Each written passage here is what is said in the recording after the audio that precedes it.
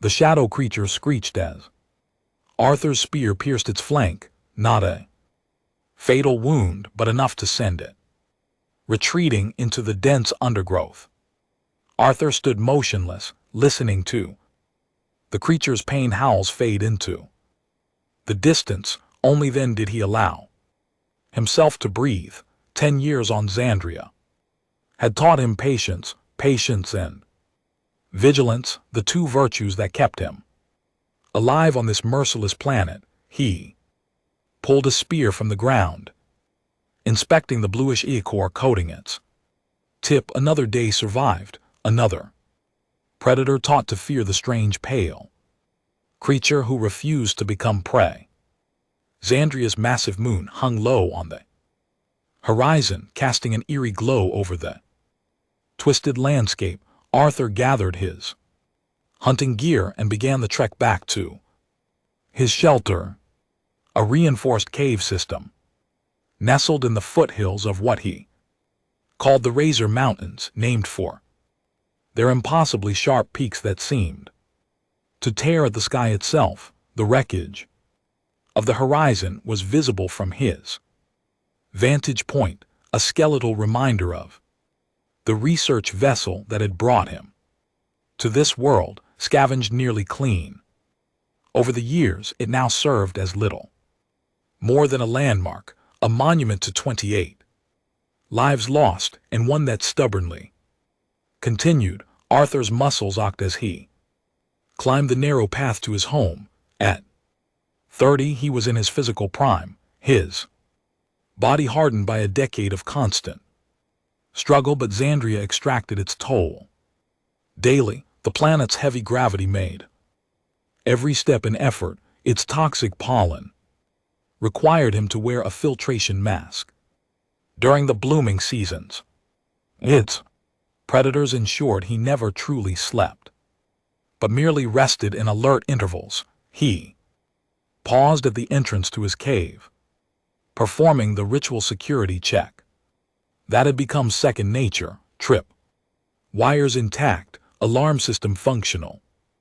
No signs of intrusion. He swept aside the camouflage covering and stepped inside his sanctuary. The interior was Spartan but organized with scientific precision. One section held his meager food stores, dried meat from the antelope-like creatures he called swifts, preserved fruits from the less poisonous plant species, and purified water collected from the morning dew. Another area contained his weapons and tools, handcrafted bows, arrows, spears, and knives, each designed for specific prey. A third space housed his botanical specimens and research notes. His original mission to study Xandria's flora continued despite everything. Arthur peeled off his leather armor, fashioned from the hide of a thunder lizard he'd killed 3 years ago, and examined a fresh cut on his forearm, not deep but in Xandria's bacteria-rich environment, even minor wounds could turn deadly. He cleaned it with antiseptic derived from a local succulent and applied a bandage woven from fibrous plant material. As he prepared his evening meal, his thoughts drifted, as they often did, onto Earth. He wondered if the distress signal from the horizon had ever reached human space, if a rescue mission might still arrive 10 years late. Logic told him no, the ship had been too far off course when it crashed. Their research expedition had ventured beyond established routes, seeking undiscovered worlds for potential colonization. Xandria, with its hostile environment, would never make the list of habitable planets, but Arthur had adapted. The xenobotanist had become a survivor, hunter, a builder. He'd learned Xandria's rhythms and moods, its deadly seasons and brief moments of extraordinary beauty. He'd also learned about its indigenous species, the KR, green-skinned humanoids with large expressive eyes that reflected the light. Like polished obsidian, they stood, taller than humans with leaner frames, but denser musculature. They're tribal. Society kept them mostly nomadic, following migration patterns of the larger herbivores they hunted. Arthur maintained a cautious distance from the car, not out of fear, though their physical strength certainly warranted respect, but from a scientist's reluctance to interfere with their natural development. He observed them from afar, learning fragments of their language by listening to hunting parties that occasionally ventured near his territory. They knew of his existence, the pale ghost that haunted the foothills but seemed content to leave him be, perhaps viewing him with a mixture of curiosity and superstition. That unspoken boundary between their worlds had remained unbroken for nearly a decade, until today. The small warning bells near his perimeter triggered just as Arthur finished his meal. He grabbed his spear and moved silently to the observation slit carved into the cave wall. Twilight had deepened into night, but Xandria's moon provided enough illumination to see the intruder, a car. Small, a child female, judging by the cranial ridges. She moved hesitantly along the path, stopping frequently to look behind her. No adult Kiara accompanied her. Arthur frowned. The nearest Kyre settlement was at least a 2-day journey away. No child would survive Xandria's nighttime predators alone. What was she doing here? The decision to reveal himself went against a decade of caution, but leaving a child to die went against something deeper: the humanity he'd fought to preserve in this inhospitable world. He stepped from the shave, spear lowered but ready. The Kyre child froze, her large eyes widening in recognition or fear, perhaps both. For a long moment they regarded each other in silence, two species separated by biology and culture, connected only by their isolation. This cruel planet. Then the Kyre child spoke in halting but recognizable human language. My mother died today. Her voice trembled with grief and exhaustion. Can I spend the day with you, human? The simplicity of the request struck Arthur like a physical blow. How long had it been since he'd heard another voice? How long since anyone had sought his company rather than his blood or his territory? You can stay forever, he said, the words emerging before he could consider their implications. The child didn't move, perhaps not understanding his meaning or not trusting his intention. Arthur tried again, this time in the basic phrases of the KR language he had managed to learn. Safe here comes. She approached cautiously, stopping just beyond arm's reach. Up close, Arthur could see the signs of her ordeal: scratches on her green skin, torn clothing, eyes dulled by grief yet still alert to danger. I'm LRA, she said, switching back to human speech. My mother taught me your words, she said. The pale one was not demon, just different people. Arthur nodded slowly, processing this information. Your mother knew of me. All know of pale ghost, LRA replied. Mother was tribe healer. She watched you from far trees. Said your plant knowledge was strong. An observer observing the observer. The irony wasn't lost on Arthur. Why did they send you away? LRA, where is your father? The child's expression darkened. Father died in great hunt before my remembering. Mother died of throat burning sickness. Many in tribe now sick. Shaman says mother brought demon curse. Her voice dropped to a whisper. Says I carry curse too. Must leave tribe or all will die. Exiled, cast out to die. because of superstition and fear. Arthur's jaw tightened. In 10 years he'd maintained his scientific objectivity toward the KR, observing their culture without judgment. That objectivity vanished in an instant. "You're not cursed," he said firmly, "and you're not going to die out here. Come inside. It's not safe after dark." He led her into his cave dwelling, closing the camouflaged entrance behind them. LRA stood awkwardly in the center of the main chamber, her curious gaze taking in the strange environment. "Sit," Arthur offered, gesturing to a flat stone near the small fire pit. "Are you hungry?" She nodded, perching tentatively on the edge of the stone. Arthur prepared a plate of the least exotic foods from his stores, roasted swift meat and a starchy root vegetable that resembled a potato.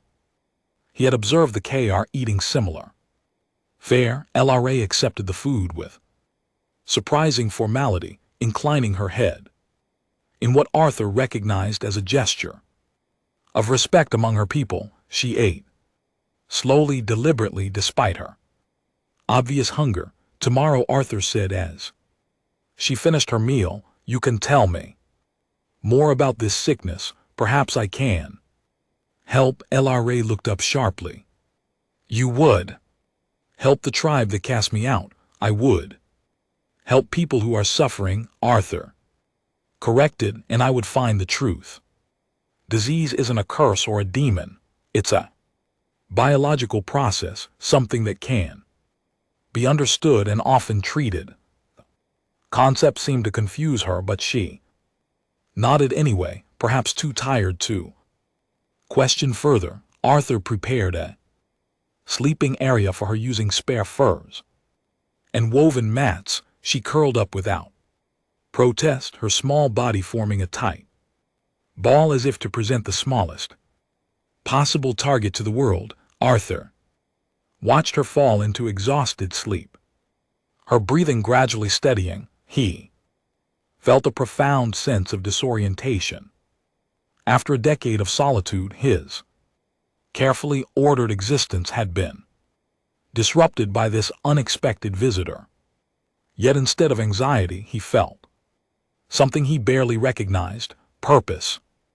Beyond mere survival, he stayed awake long into the night, maintaining his usual vigilance, but now with an added dimension. He was responsible not just for himself, but for this child as well.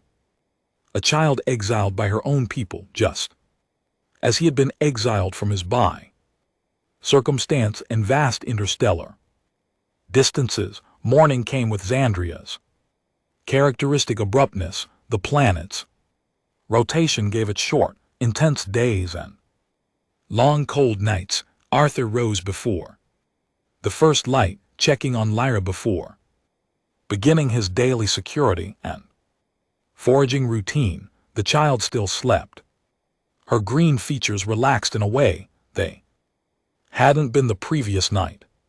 Watching Sir Arthur wondered about her and mother, the healer who had observed him and taught her daughter human speech.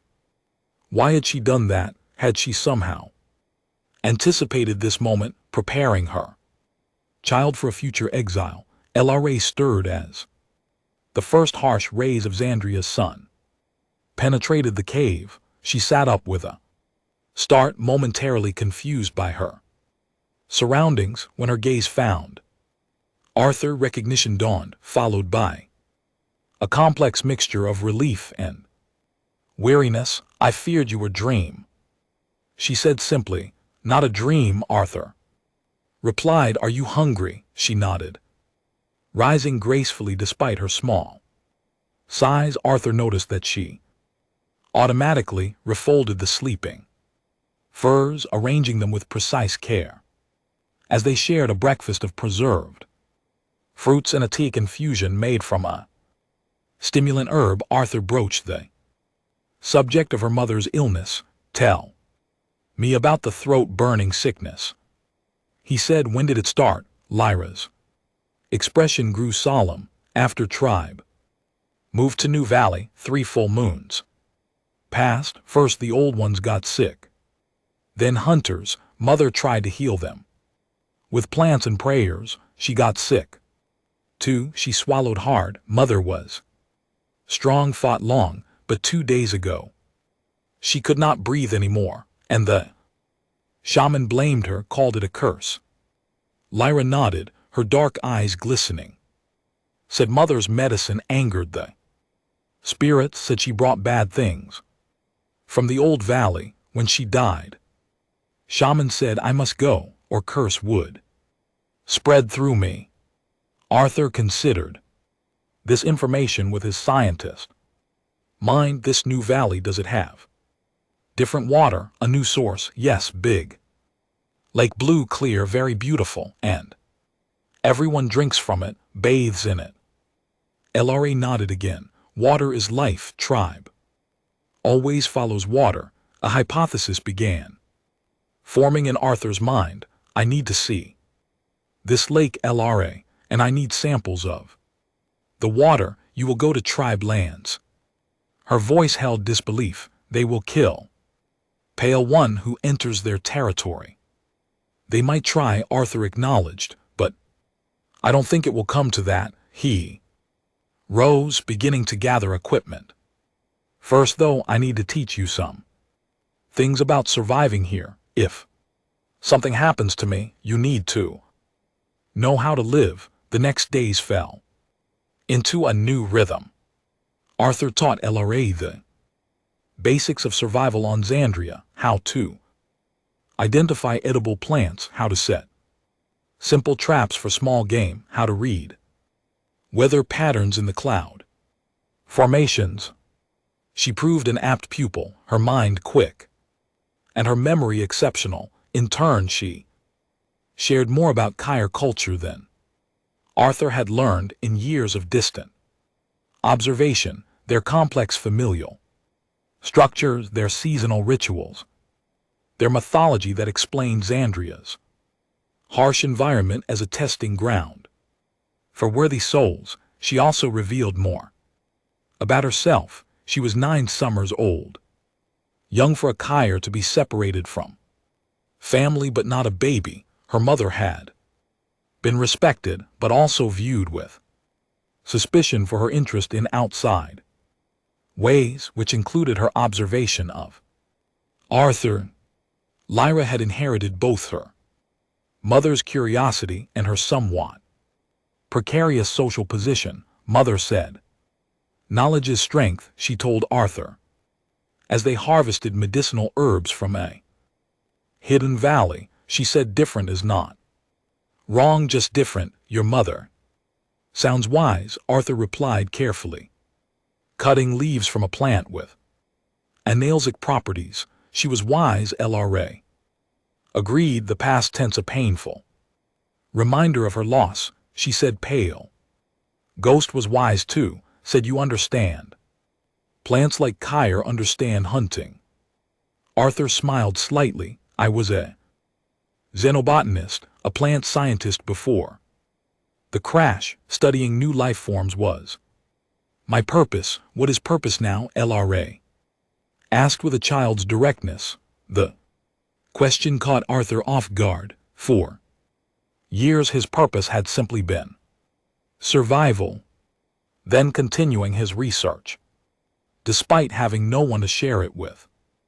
Now, right now, he said carefully, my purpose is to find out what made your people sick and to keep you safe. Lara accepted this with a solemn nod. Good.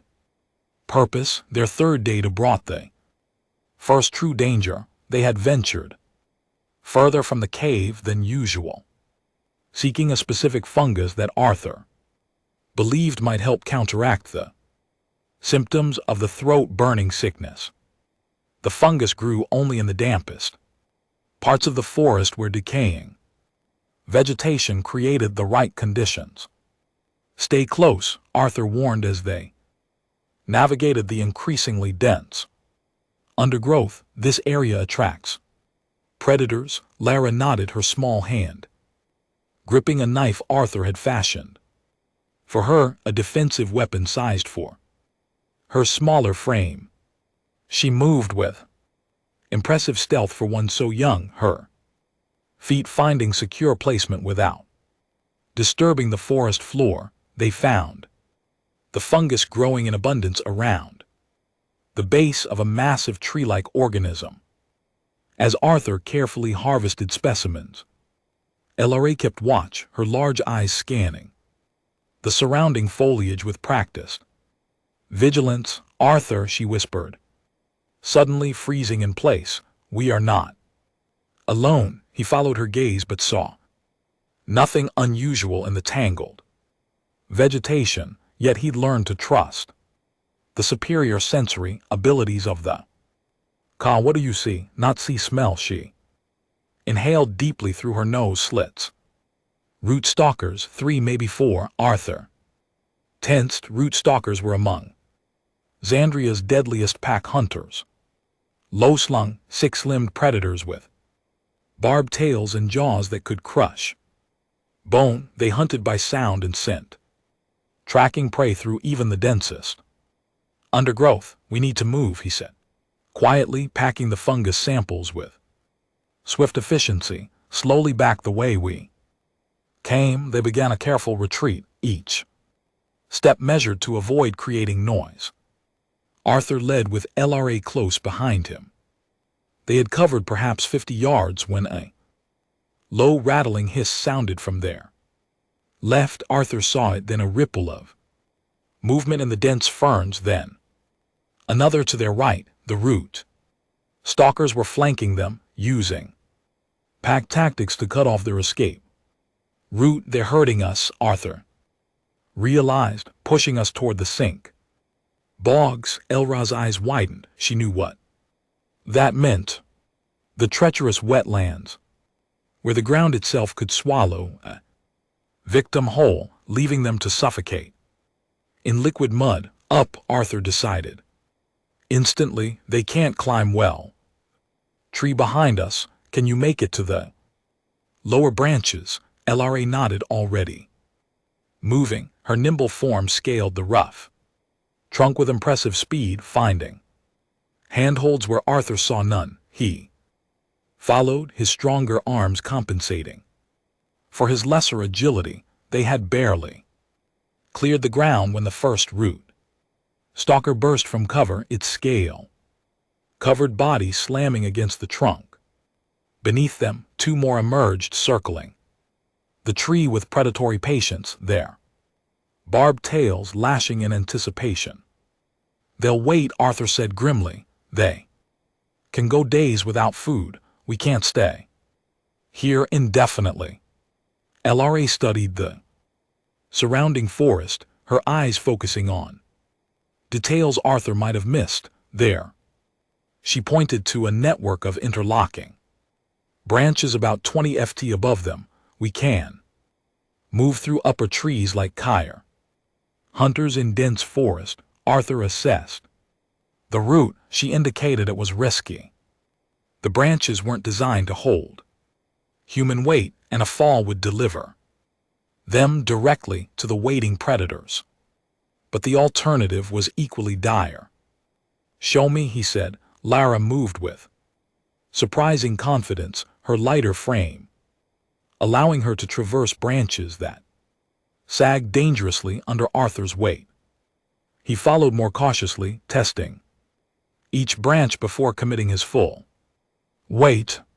The root stalkers tracked their movement from below, occasionally leaping up the trunks in frustrated attempts to reach their prey. They had almost reached a clearing where the trees thinned out, potentially allowing them to descend safely beyond the root stalkers' territory, when disaster struck. Arthur reached for a branch that appeared solid but proved rotten at its core. It snapped with a sickening crack, sending him plummeting. He managed to grab another branch during his fall, wrenching his shoulder painfully but arresting his descent about 10 ft above the forest floor and the eagerly waiting root stalkers. The predators went into a frenzy, leaping and snapping at his dangling legs.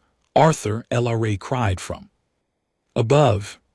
"Stay there," he commanded, struggling to pull himself up with one arm, the other temporarily useless from the impact. The branch creaked ominously. Beneath his weight, a root stalker launched itself with surprising height, its jaws snapping just inches from Arthur's boot. The creature's weighed as it fell back, pulled on the leather, nearly dislodging his precarious grip.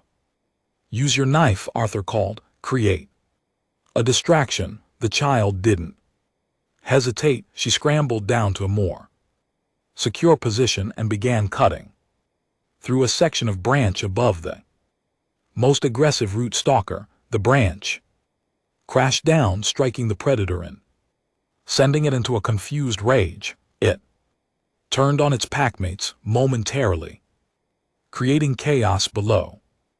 Arthur used the distraction to swing his body toward another sturdier branch. Pain lanced through his injured shoulder as he hauled himself up, but adrenaline pushed him through it. Secure again, he drew his own knife and cut through the branch.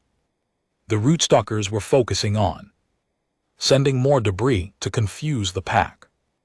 This way, Leech recalled, having spotted a new escape route. She led him through a dense section where two tree forms had grown together, creating a natural bridge over a small ravine. The root stalkers pursued to the edge but stopped, unwilling to attempt the crossing. Arthur and LRA didn't slow until they'd put significant distance between themselves and the predators.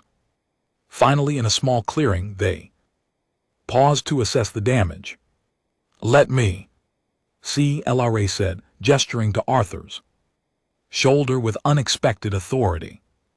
Mother taught healing. He allowed her to examine the injury, impressed by her clinical detachment. Pulled muscle, she diagnosed, not broken knee binding, and cold plant. From a pouch at her waist, she produced leaves Arthur recognized as having anti-inflammatory properties. She crushed them between her fingers, releasing their medicinal oils, and applied them to his shoulder before binding it with strips torn from her own clothing. "You saved my life," Arthur said, watching her work with practiced efficiency. Lyra shrugged slightly. "You saved mine first. Fair exchange." The simple statement carried unexpected weight.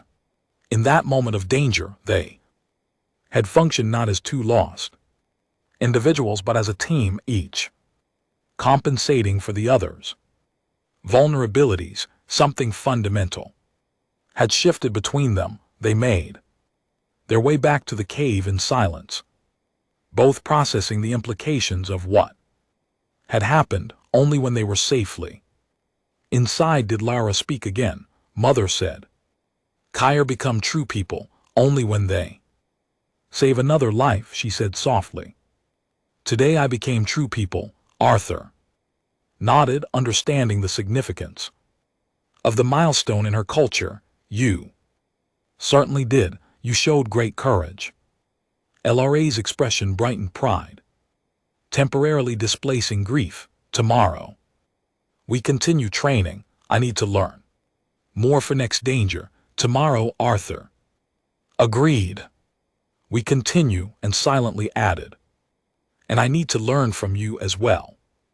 The next 2 days were devoted to intensive preparation. Arthur's shoulder healed quickly thanks to LRA's treatment, and they focused on developing strategies for their journey to the Kyr settlement. The rootstalker encounter had emphasized the dangers of traveling Xandria's wilderness, especially with a child in tow. Arthur modified his equipment for maximum efficiency, creating a smaller bow that LRA could use effectively and reinforcing their leather armor with additional protection at vulnerable points. They practiced coordinated Defense techniques, each adapting to the other's strengths and limitations. Kyer warriors trained like this, LRA observed as they rehearsed a maneuver where she would create a distraction, while Arthur moved to a flanking position, always in pairs. One tricks, one strikes. It's an effective strategy. Arthur agreed. Humans call it divide and conquer. Human word strange, LRA said, practicing the unfamiliar phrase, but idea good. On the 5th day they began the journey to the car settlement. Arthur packed light but essential gear. Weapons, medical supplies, water testing. Equipment salvaged from the ships.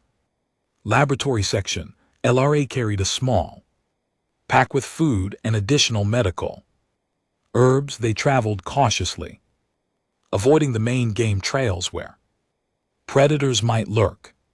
LRA proved invaluable as a guide, her knowledge of the terrain complementing Arthur's survival skills. Together they moved through Xandria's dangerous landscape with an efficiency neither could have achieved alone. The first day passed without major incident, though they were forced to take shelter in a hollow log during a brief but intense acidic rainfall, one of Xandria's many atmospheric hazards pressed together in the confined space. LRA asked a question that had clearly been on her mind. What is Earth like? Your home world? Arthur considered how to describe a planet that already seemed like a distant dream.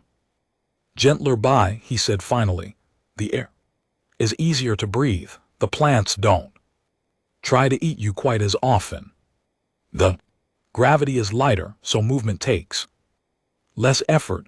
Sounds weak place, LRA observed. How do Earth people become strong without challenge? The question made Arthur laugh, a rusty sound he barely recognized as his own. We find plenty of ways to challenge ourselves.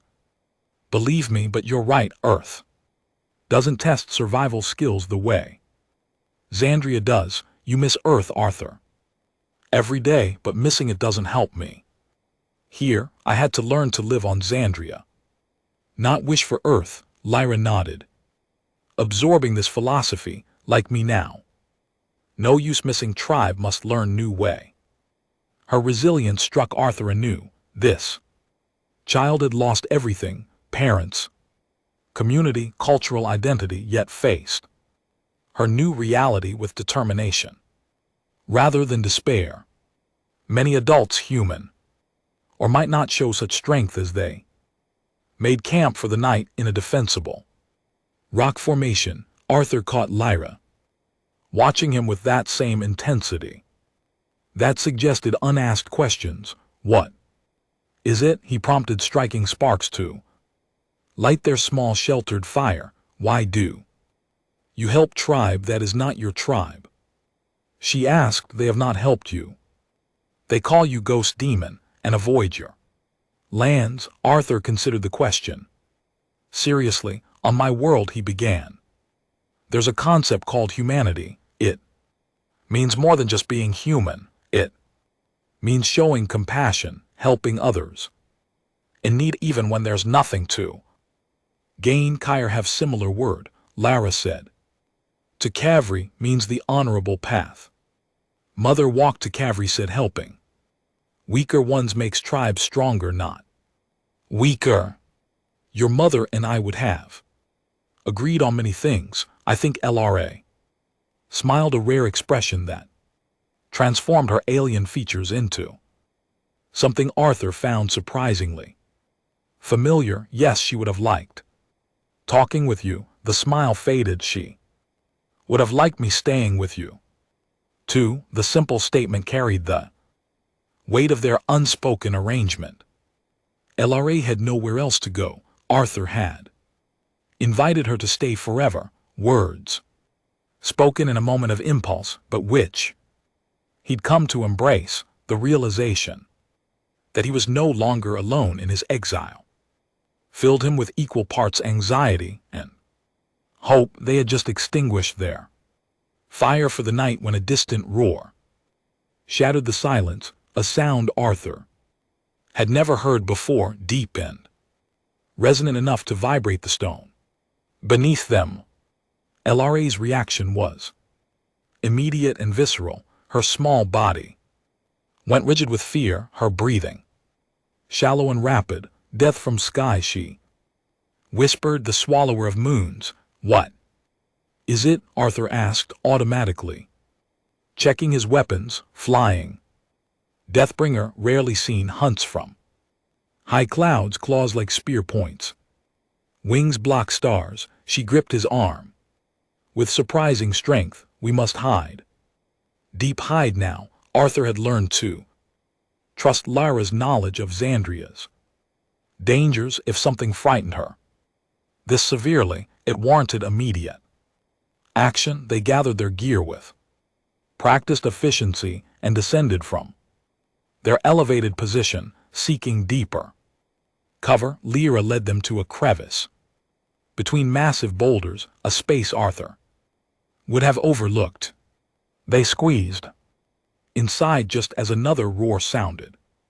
Closer this time, through a narrow opening. Arthur caught a glimpse of something massive moving across the night sky, a silhouette that momentarily blotted out the stars. What does it hunt? He whispered. Anything, LRA replied, her voice barely audible.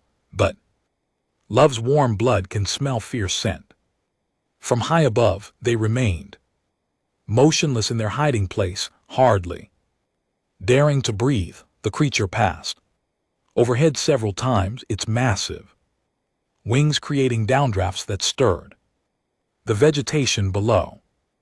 Eventually, the sounds faded as it moved to another hunting ground. We were lucky, LRA said as they cautiously emerged. It was not hungry enough to search hard. Is it a regular danger? Arthur asked, already calculating how this would affect their journey. No. Very rare. Bad omen to see one. She hesitated. Elders say they appear when great changes come, when world shifts. Arthur wasn't superstitious, but he'd been on Xandria long enough to respect local knowledge. Let's hope the only change coming is healing for your tribe. They resumed their journey at first, light, moving with increased caution. The encounter with the flying predator had reinforced the precariousness of their mission. Xandria seemed determined to test their resolve at every turn. Midway through the day, they encountered another obstacle, a river that hadn't appeared on Arthur's mental map of the region. Its waters ran swift and dark, carving a deep channel through the landscape. This is new, he said, surveying the rushing water with concern. Was this here when your tribe migrated to the new valley? LRA shook her head. No river here before. Water changes paths on Xandria, elders say. Land never sleeps, always moves. Geological instability, another of Xandria's many hazards. The planet's tectonic activity was far more dynamic than Earth's, creating a constantly shifting landscape.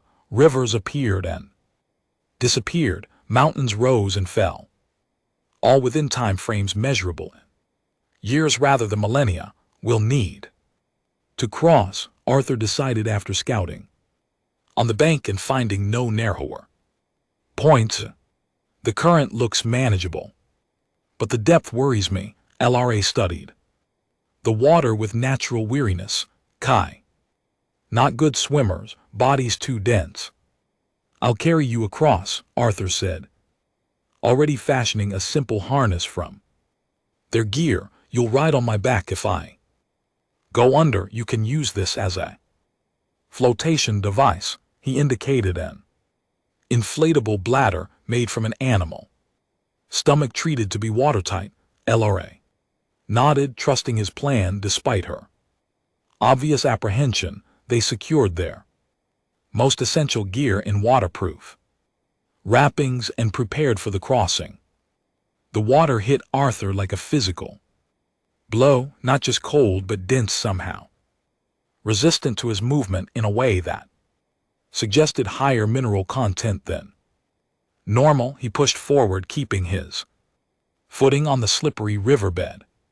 LRA clinging tightly to his back, they were midway across when Arthur felt something brush against his leg, then again more insistently. Something lived in this river and it had noticed them. Hold tight, he warned Vieira, increasing his pace despite the waters of resistance. The attack came without further warning, a whip-like tentacle wrapping around Arthur's ankle, trying to pull him under. He fought to maintain his balance, reaching down with his knife to slash at the unseen assailant.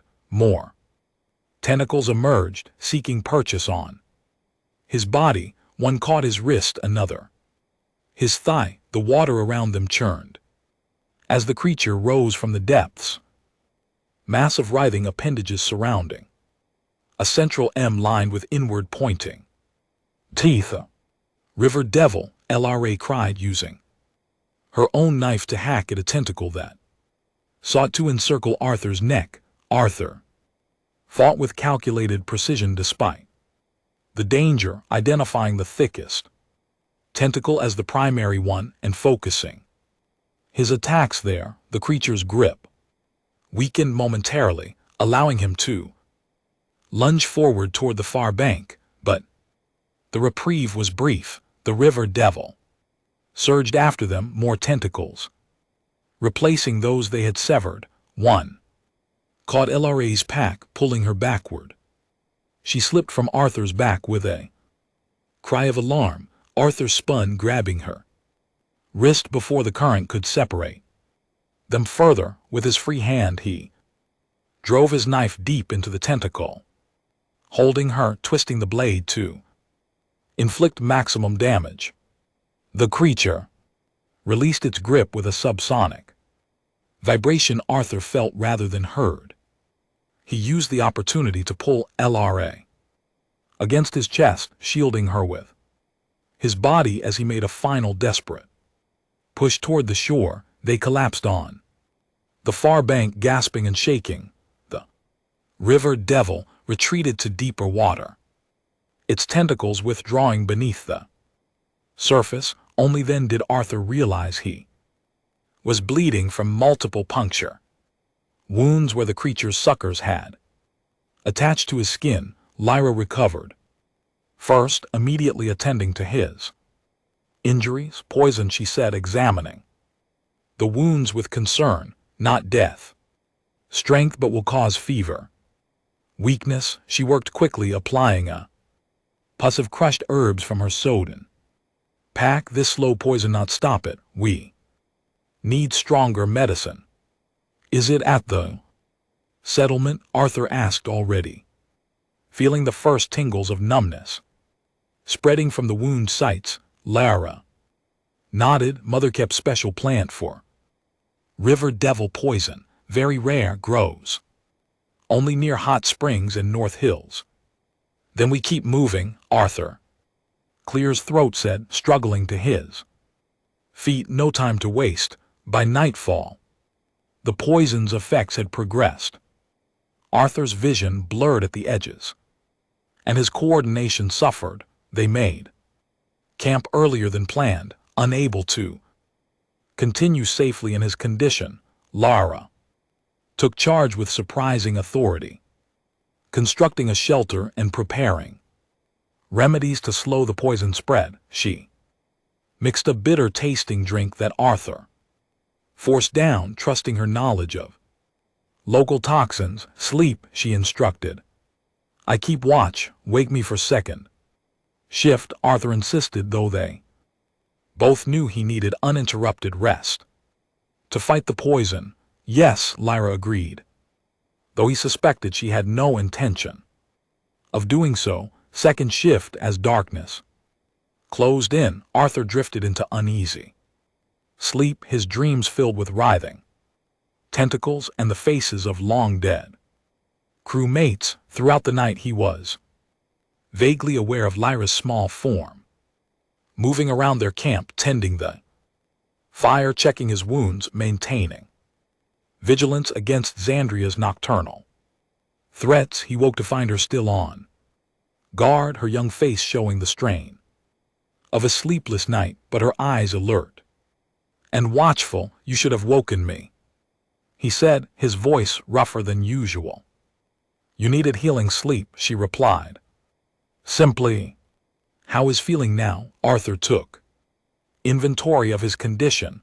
The numbness had receded somewhat, though weakness remained. His vision had cleared and the fever had broken during the night. "Better," he acknowledged. "Your medicine helped." LRA nodded, satisfied. "We reached tribe lands today before dark. Despite his lingering weakness, they made good progress." Arthur pushed through his discomfort, knowing that delaying would only worsen his condition. The poison needed proper treatment, not just the temporary measures LRA had employed. By mid-afternoon, they began to see signs of CI presence, trail markers, small shrines to local spirits, areas where hunting parties had made camp. LRA grew increasingly tense as they neared her former home. "Tribe will not welcome me," she said softly. "Shaman's word is law. They'll have to deal with both of us," Arthur replied, "and I'm not easily intimidated by superstition." They reached the outskirts of the KR settlement as the sun began its rapid descent toward the horizon. Arthur's first close view of Kyre civilization impressed him despite its primitive nature. Their dwellings, semi-permanent structures of wood, hide, and stone, were arranged in concentric circles around a central gathering space. Smoke rose from cooking fires, and children played in designated areas under the watchful eyes of adults. The idyllic scene contrasted sharply with LRA's description of superstition and exile. But Arthur knew well how fear could transform even the most ordered societies. "We should watch first," he murmured to Lyra as they observed from a concealed position. "I need to understand the situation before approaching." Lyra nodded, her expression tight with anxiety. "There," she pointed discreetly, "the tall one with red markings. That is Gorak the shaman." Arthur studied the indicated figure, an elderly Kyre with elaborate scarification patterns across his green skin. He moved with deliberate authority, his posture demanding difference from those around him. "And there," Lyra continued, "the one binding plant leaves, that is Tarv Mother's Clear's throat apprentice. He was learning healing before Mother died." Younger Kyre appeared distressed, his movements hurried as he prepared what Arthur recognized as medicinal pusses. Nearby, several Kyre lay on pallets outside a large structure, clearly the sick. "The situation has worsened," Arthur observed. "More ill now." "Yes," LRA whispered. "Bad signs. No children play near healing house. Tribe fears spreading sickness." Arthur noted other concerning details. A burial ground with fresh mounds, warriors positioned defensively, the subdued atmosphere of a community in crisis. "I need to get closer to the lake," he said. "I need water samples." They circled the settlement, keeping to the dense underbrush. The lake LRA had described came into view, a strikingly beautiful body of water with an unusual bluish clarity. Arthur immediately spotted potential problems. The surrounding rock formation suggested mineral deposits, and several dead fish floated near the shoreline. "Stay hidden," he instructed. LRA, I'll collect samples quickly. He approached the W's edge cautiously. Testing kit ready, he filled several vials, noting the water's unusual properties, its slight viscosity, its faint metallic odor. Preliminary field tests confirmed his suspicions. Heavy metal contamination, likely naturally occurring but deadly nonetheless. Sudden shout froze him in place. He turned slowly to find 3 Kyre warriors regarding him with drawn bows. Their expressions reflected shock and fear. The legendary pale ghost materialized at their sacred lake. Arthur raised his hand slowly, speaking in the KR language, not enemy. To help, the warriors exchanged uncertain glances, one step forward, both still trained on Arthur's chest. What help can demon bring? You bring more death to Kyre, not death. Knowledge. Arthur gestured carefully toward the lake. Water sick makes Kyre sick. The lead warrior's eyes narrowed in suspicion. Shaman says sickness is cursed from angering spirits, not spirit science. Arthur struggled with the limited vocabulary he had learned. Poison and water can prove. Before the warrior could respond, commanding voice called from behind them. The warrior straightened as the shaman Gorek approached, flanked by additional guards. The old Kairu regarded Arthur with undisguised hostility. The pale abomination shows itself at last, he said in surprisingly good human speech. Come to witness the suffering you have brought us. Arthur met his gaze steadily. I've brought nothing but knowledge. Your people are dying from heavy metal poisoning, toxins in the lake water. I can help if you'll let me. The shaman's expression darkened. You speak with a forked tongue, pale one. The sickness is a spiritual affliction sent because we tolerated the heretical practices of our former healer. You mean Lara's mother? Arthur kept his voice level. The woman who tried to save your people while you peddled superstition. A dangerous silence fell. The warriors tensed, awaiting the shaman's command. Gorek's face contorted with rage. You dare speak of our ways, you an outsider, a creature of unknown origin. He turned to the warriors. This confirms what I have foretold. The pale demon has emerged from hiding to claim more victims. Kill it now before its poison spreads further. The warriors raised their bows but hesitated, their fear of the legendary pale ghost temporarily overriding their obedience.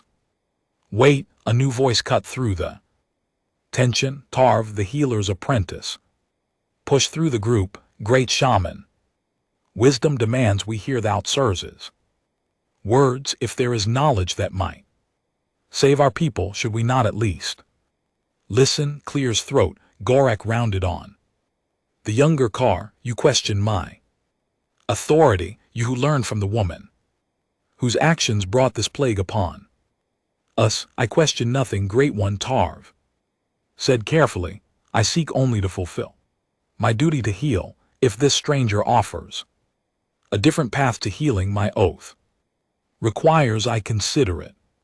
The diplomatic response seemed to emlify the shaman slightly. He turned back to Arthur with contempt. Speak your false knowledge, then pale one, before we cleanse our land of your presence forever. Arthur recognized his opportunity. Your people began falling ill after moving to this valley, correct? After drinking from this lake. Reluctant nods from several warriors confirm this. The water contains toxic metals, natural elements that poison the body slowly. They accumulate in tissue, causing burning sensations, breathing difficulties, and eventually death. Arthur held up his testing kit. This can prove what I'm saying, and I know how to filter the water, make it safe again, more alien. Magic, Gorak scoffed. Why would you help us, creature, we who have avoided you for a decade? Because helping those in need is the right thing to do, Arthur said simply. On my world we call it humanity. An unexpected voice joined the conversation. Kyre call it TAVI, the honorable path. All eyes turned to see LRA emerging from the underbrush, her small form straight and dignified. Despite the gasps of shock from the gathered Kyre, the cursed child returns. Gorak hissed, guard sees her, no. Arthur moved protectively toward LRA. But Tarvek intervened, placing himself between the child and the warriors. Great Shaman, the child shows no signs of sickness despite living with her mother throughout her illness. If the sickness were a curse, would it not have claimed her too? The logical argument gave the warriors pause. Arthur pressed the advantage. Let me demonstrate the truth. Bring 2 vessels, one filled with water from the lake, one with water from your previous settlement.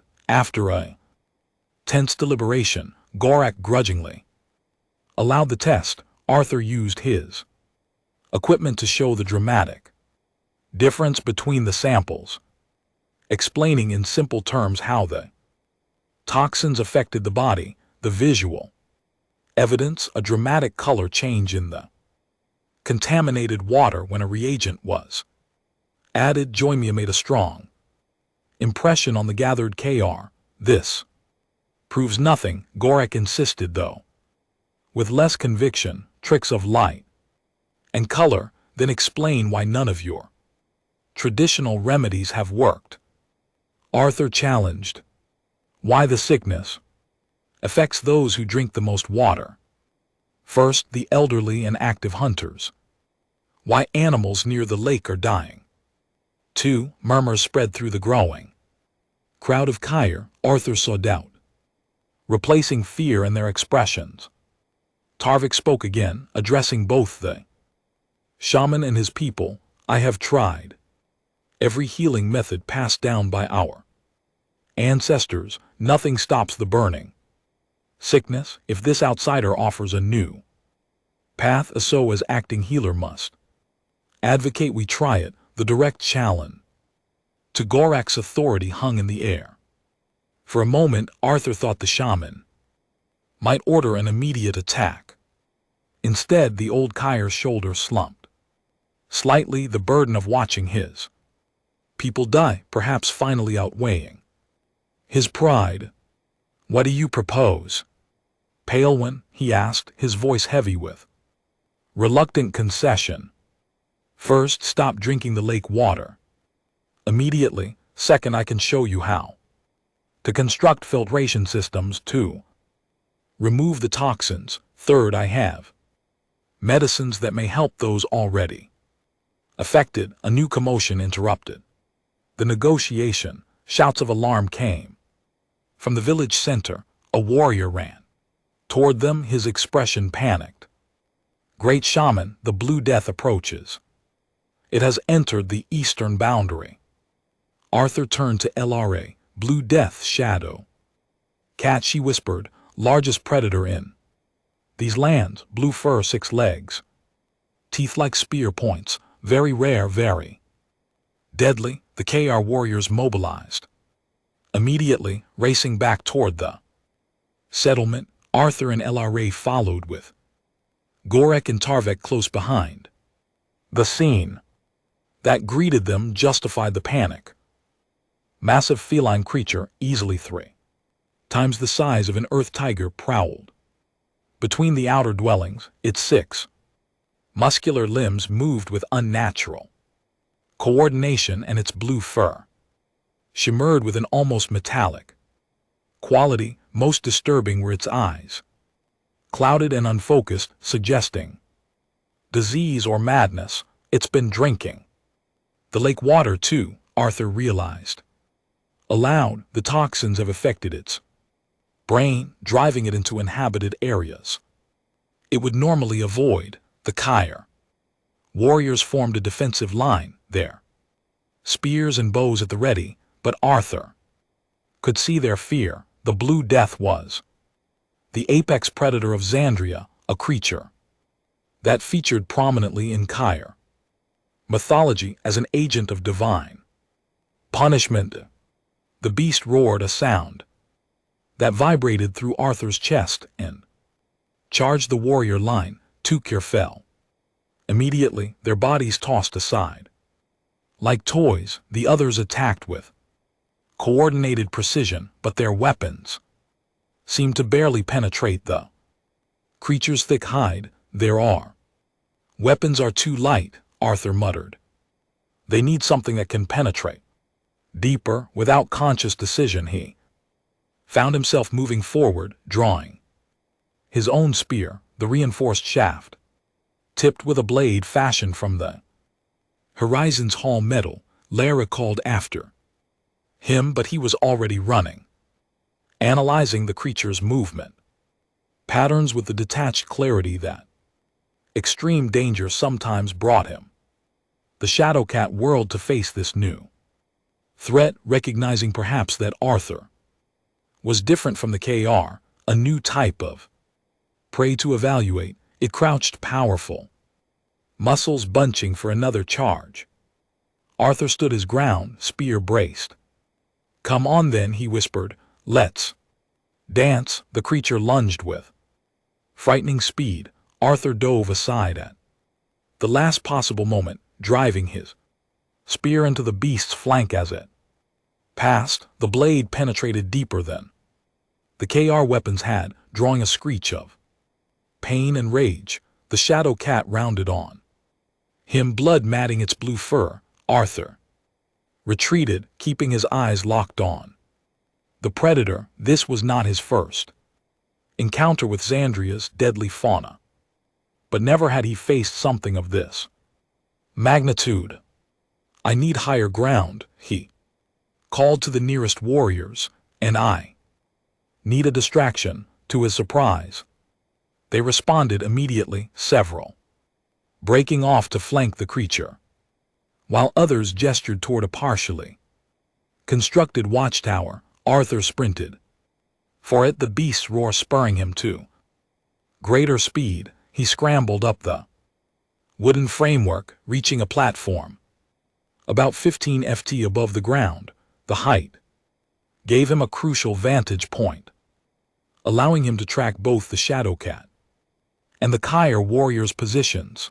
The predator had focused again on the larger group of Kyre, perhaps considering them easier prey. It charged again, scattering warriors but failing to catch any in its massive jaws.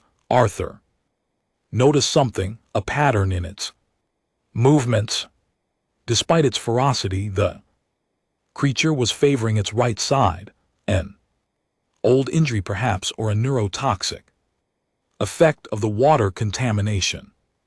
Either way, it was a weakness he could exploit. "Tarvik," he shouted, spotting the healer's apprentice among the defenders. "I need rope as much as you have." The young Kyre understood, immediately dispatching runners to fetch the requested items. Meanwhile, Arthur called directions to the warriors, coordinating their movements to keep the beast contained within a narrowing perimeter. When the ropes arrived, Arthur quickly fashioned a simple but effective trap, a variant of snares he'd used on smaller game. Scaled up and reinforced, he positioned KR warriors at strategic points, explaining his plan in rapid, simplified terms.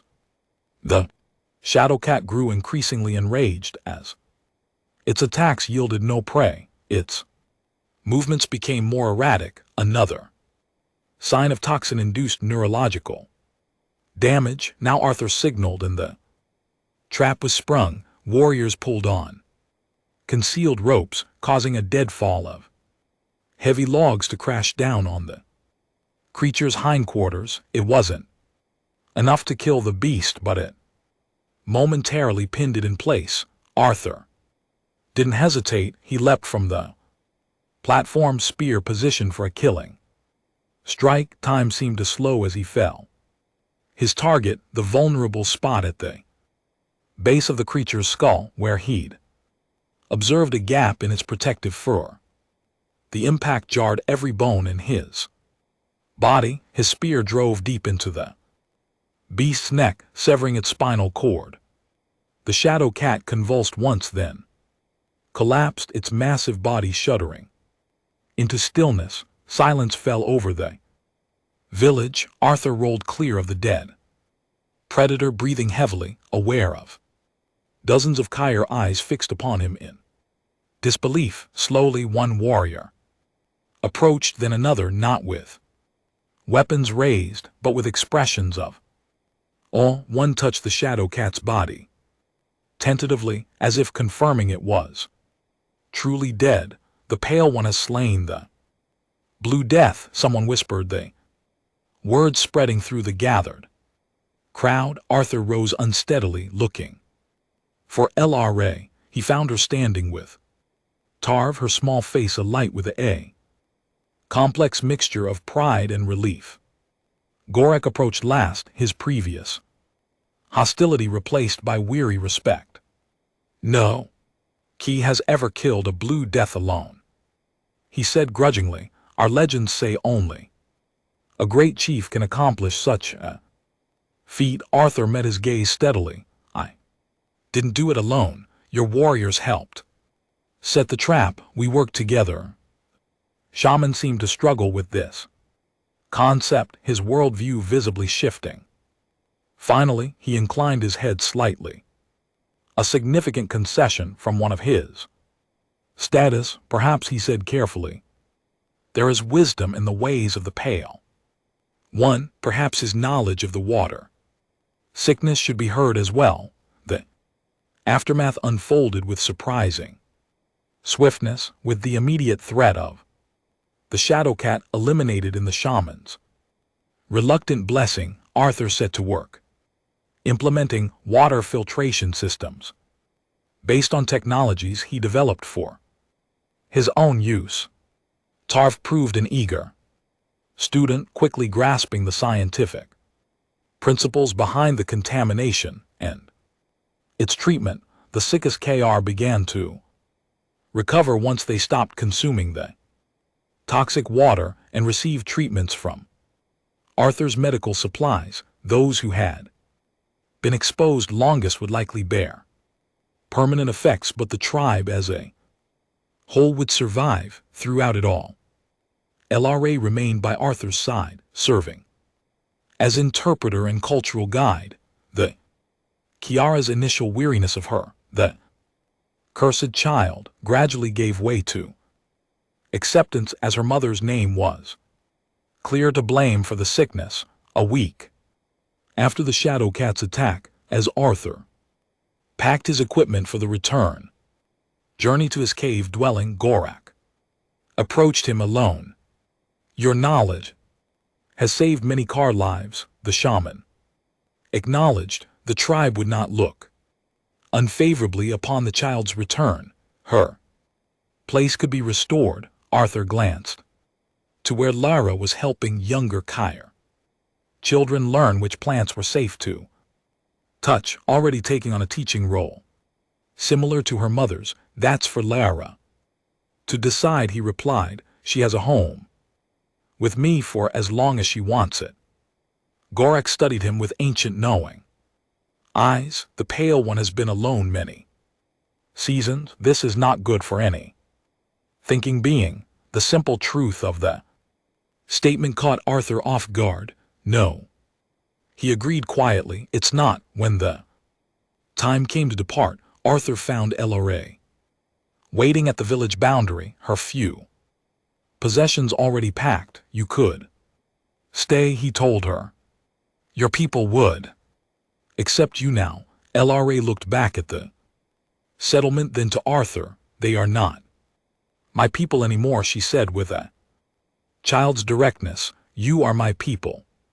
Now the statement should have frightened him, the responsibility it entailed, the fundamental reordering of his solitary existence. Instead, Arthur felt a weight lifting, a decade of isolation giving way to something new. Then let's go home, he said, clear his throat, offering his hand. LRA took it without hesitation. As they walked away from the village, a warrior called after them. Arthur turned to see the entire tribe had gathered to witness their departure. As one, the car raised their spears in salute, not to Arthur alone, but to both of them together. The journey back seemed shorter somehow, the dangers of Xandria less oppressive. They walked in comfortable silence for much of the way, two survivors united by circumstance and choice. When the familiar outline of the Razor Mountains appeared on the horizon, Arthur felt a strange sensation, not the vigilant tension that usually accompanied his return to territory he could defend, but something warmer. For the first time in 10 years, he was not just returning to shelter but bringing someone home. Will you teach me more about plants? LRA asked as they climbed the path to the cave, like Mother was learning. I'll teach you everything I know, Arthur promised, and you can teach me about your people's healing traditions. Together we might discover things neither of us could learn alone. LRA smiled, that transformation of alien features into something unexpectedly familiar. Mother would like that, she always said. Different knowledge makes stronger knowing. At the cave entrance, Arthur paused, letting LRA enter first, a symbolic acknowledgement that this was now her home too. She moved with growing confidence through the chamber that had been his solitary domain for so long. He followed, realizing that Xandria, for all its harshness, had given him something unexpected. Not just the challenge of survival, but now the opportunity for connection, a second chance at belonging fashioned from exile and loss. Tomorrow, he said, we'll start expanding this place, make a proper home for two. LRA nodded. Seriously, for family, she corrected. Yes, Arthur agreed. The word both strange and right on his tongue for family. Outside, Xandria's sun began its rapid descent, shadows lengthening across the twisted landscape. Night would come soon, bringing its own dangers, but within the cave a small fire burned steadily, pushing back the darkness, illuminating two figures, different species, unlikely companions, united against a hostile world. Not just survivors anymore, a family.